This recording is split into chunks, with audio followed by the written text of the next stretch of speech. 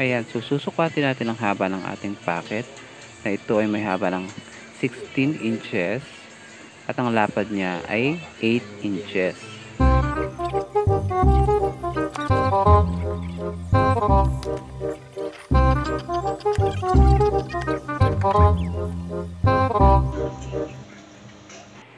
Alright, pagkatapos mag-prepare tayo ng dalawang fusible pilon, yung manipis lang, at ito ay didikit natin sa magkabilang dulo ng ating bag packet.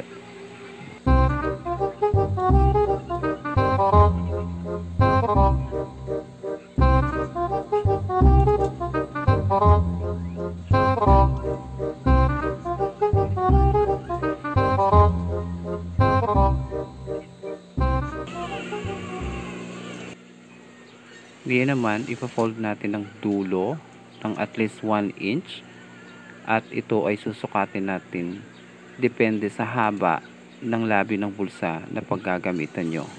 For example, 5 inches ang ating gagawing haba ng ating bulsa. And then, papasadahin natin siya dito, tatahiin natin siya dito ng at least half inch or depende dun sa lapad na magiging labi ng bulsa nyo. So akong ginagawa ko, pag tinatahi ko siyang ganyan, hindi siya diretso, hindi ko siya dinidiretsong tahi, yung diretso siya. Ini-slant ko ng konti. Kasi pag binaligtad siya, dun pa lang siya magiging diretso. Kasi pagka tinahi siya, yung diretso lang talaga, pag binaligtad mo siya, magiging makipot yung pinaka bunganga. Parang nakaganon siya. Okay, so ginaganyan ko siya ng konti. Pag binaliktad siya, doon pa lang siya magiging normal yung kanyang itsura. Ayan o, yung kabila. So islant ko siya ng konting ganon. Konti lang.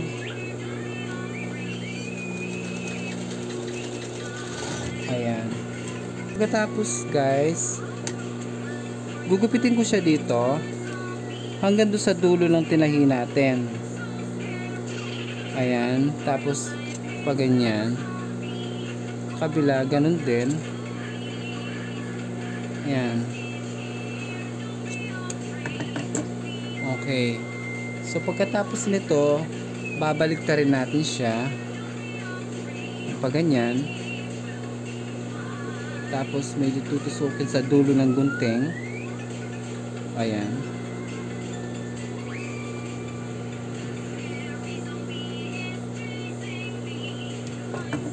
Ayan siya guys, so ito yung sinasabi ko kanina.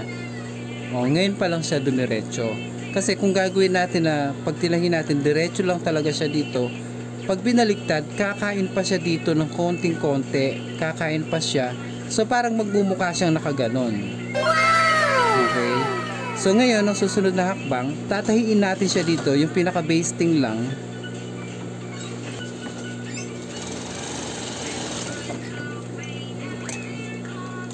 Ayan, so ito yung pinaka-guide natin pagka in-attach natin dun sa body. So let's say for example guys, ito yung body, ito yung blouse, okay? So usually naglalagay tayo ng marka kung saan natin ilalagay yung ating packet. So let's say for example dito natin siya ilalagay. Kung halimbawa yung top ng body ay banda rito, ayan, tingnan nyo ha. Yung top ng body dito yung laylayan. Yung pinakamalaking bahagi ng bulsa ang ilalagay sa bandang top ng body. Okay? So, ganyan. At saka yung makinis, yung malinis, yung wala siyang pinagtahian dito, yun ang dapat ang nakaharap sa'yo. Okay? Huwag kayong pagkakamali na igaganyan siya. Dapat nakaganon siya. Ito yung halimbawa, ito yung body, ito yung blouse, hindi ba? Dito banda yung laylayan, dito naman banda sa taas yung pinaka-top niya. So, yung pinaka-shoulder hanggang dito. So, ganyan mo siyang ilalagay. Okay, hindi pwedeng pag ganon. Kasi pag binaliktad natin siya, gaganon yan. Okay? So, ganyan ang paglagay. Be sure ito yung malinis, yung wala siyang allowance. Para nakatago. Pag pinasok yung kamay, wala siya dito, malinis siya, nakatago doon siya sa loob. So let's say for example, dito ang part ng lalagyan natin ng bulsa. Usually nagsusukat tayo ng 8 inches mula sa laylayan, hindi ba? Or depende dun sa lalim ng lalagyan, di ba?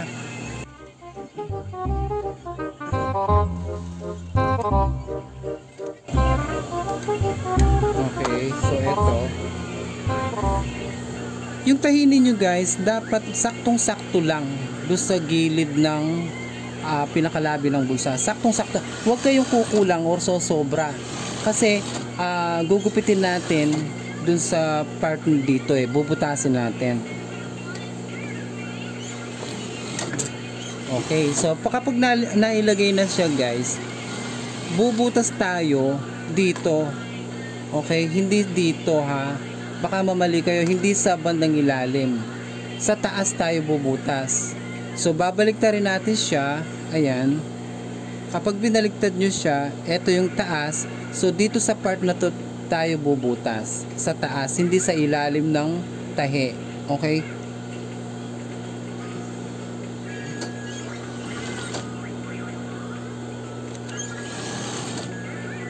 Ayan, so pipikitahin natin siya ng konti lang dito.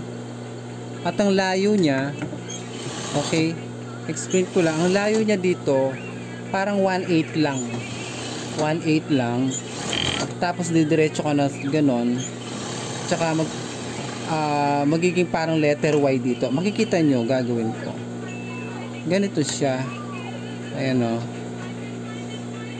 Ayan o. Yan. So ayan, huwag yung isasagad doon sa tahi. Dito pa lang magle-letter Y na kayo. Ayan. Yun o. Tapos yung dito, yung pa-letter Y nya, halos ganyan lang. Okay. Hindi siya pwedeng kasing haba nito. Para kapag binaligtad nyo yung bulsa, yung labi, matatakpan pa rin yung butas niya dito.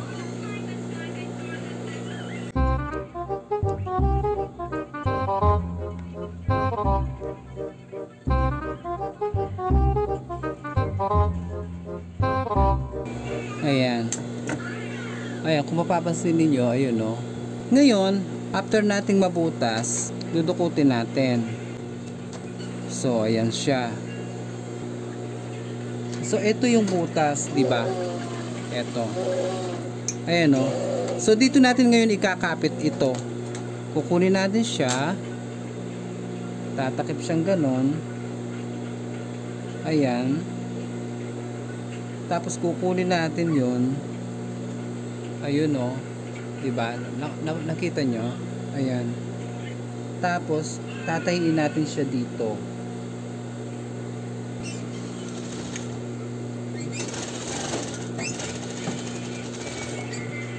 Ayan, natahiin natin. So after that, iwa 160 natin dito.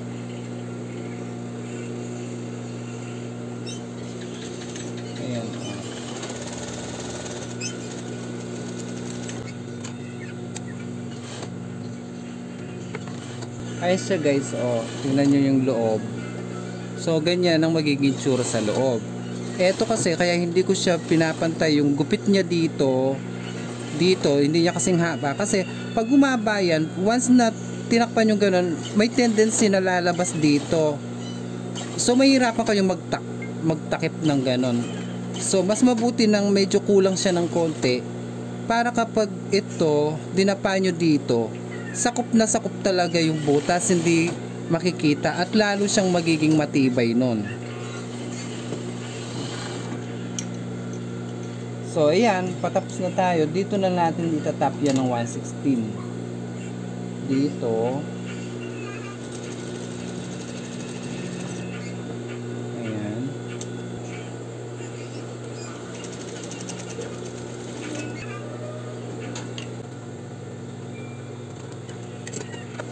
Tapos tatahiin na natin. O mamadahing kakain o.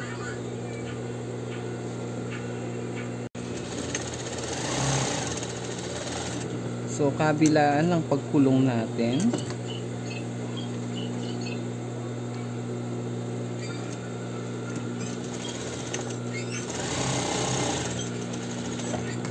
Ayun. Ngayon, yung bulsa natin, pwede nyo i-overlock dito para malinis. Kung may pag-edging kayo, i-edging nyo na lang dito. Tapos kung medyo maarte naman kayo, yung dito, instead na edging yung dito sa top, pwede nyong itupi na lang or edging. Parehas lang yun.